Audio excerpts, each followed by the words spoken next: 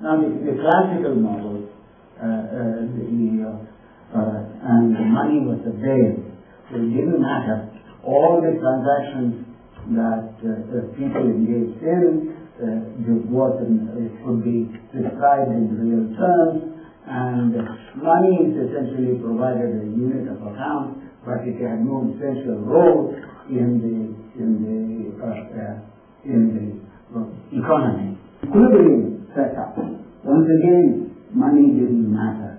So you could have chosen anything as a numeraire. Money essentially, if you wanted to, you can choose the desirable property of general competitive equilibrium, namely rate optimality. That need not hold even in the restricted markets that happen to operate through the incomplete set of models. The classic theorem, welfare theorem of economics, the neoclassical economics was necessarily hold. And so by introducing money, we might be able to improve versions of the theory that also says that if you have distortion, money could play a role in ameliorating the distortionary effect of something, etc. So these are all ad hoc ways of expressing the role of money. But if you take the macroeconomic models, and these are all microeconomic general equilibrium models. Take macroeconomic model, the classical equation of exchange story. There again, an ad hoc turning around of that equation of exchange into a money demand type of equation, and then explaining a role for money, and the classic work of Friedman and Schwartz on the monetary history of the United States explaining Federal Reserve at that time. Okay, so again, this is something in an essentially ad hoc way, not an integrated way of looking at money and the sector. And if you take contemporary macroeconomics, it's even worse. So you have cash in advance model. So you go to the market with a bag of cash, and no need to use. You go to an international market, you have to carry a cash of rupees, cash of dollars, cash of renminbi, and cash of euro, what have you. That's a silly way of introducing money into the system, except it is an ad hoc thing. Now, attempting to give us micro foundations to this sort of story in the neo-Keynesian and other models, like many cosmos, etc., that is also totally unsatisfactory as a theoretical scope. So my sum and substance of this is that the theoretical models there is no theoretical model which integrates the monetary and the real sectors in an essential way. But theory or not, empirical work has to go on, and if you look at the econometric models, that's another story altogether, and there again, they're trying to provide some kind of a story. So I think there is no model which you can take now and say, look, I'm going to use this model to analyze the crisis that has happened, would spread from real sector, financial sector, and back to the real sector as a engine. So theory is not much help. You may differ from me, but that's my the story. Now, the contributory crop, the ice bubble, which had started, I think, around the late 90s, it went on till mid-2006. There is the rise in housing prices in the United States. It collapsed in mid-2006. Since then,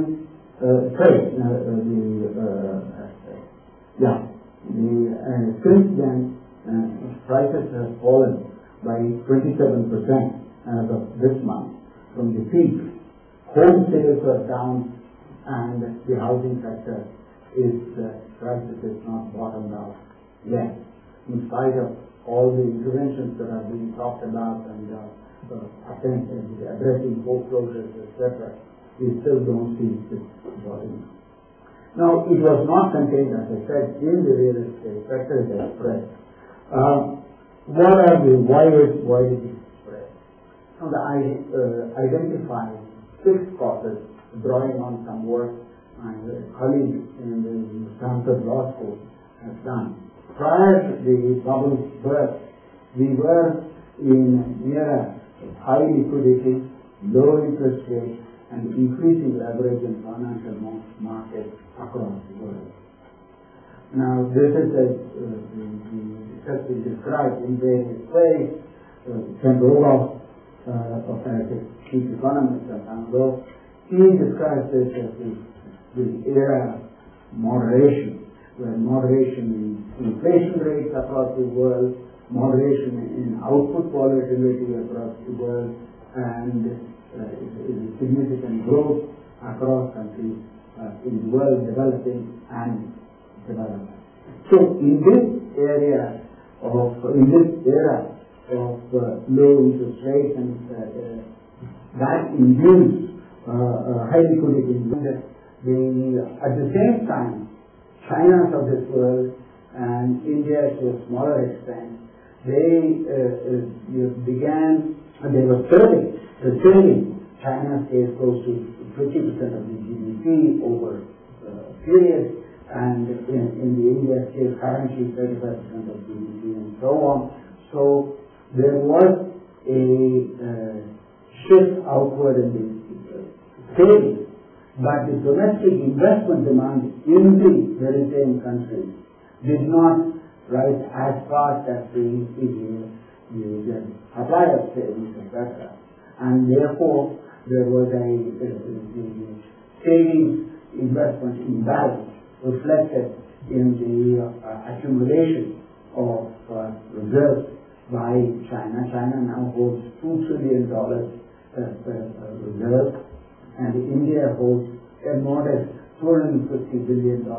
I haven't checked it yesterday, but that was through March 6th or something like $250 billion reserves. It's down from what it was about 320 some time ago. So you have a shift outward of global supply of demand. And the global demand curve also shifted. In fact, U.S.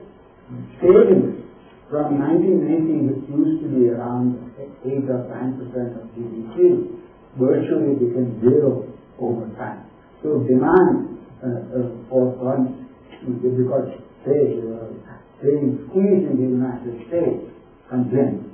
So you have a shift in the demand curve. You have a shift in the supply curve, both rightward, but the supply curve shift dominated, and so interest rates is low. Now, the U.S. regulatory system, there were some changes which had some very deleterious consequences later. One is that lending to the low and middle income households. It was in part identified with racial discrimination.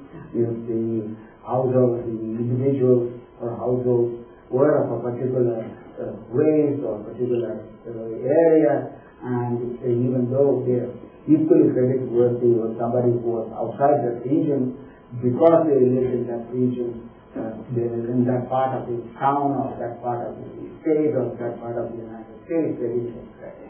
So that was called the red line. So that origin of the red line may have been racial discrimination, but the intention to remove it was to have more equitable credit for the mortgages given to the low and middle income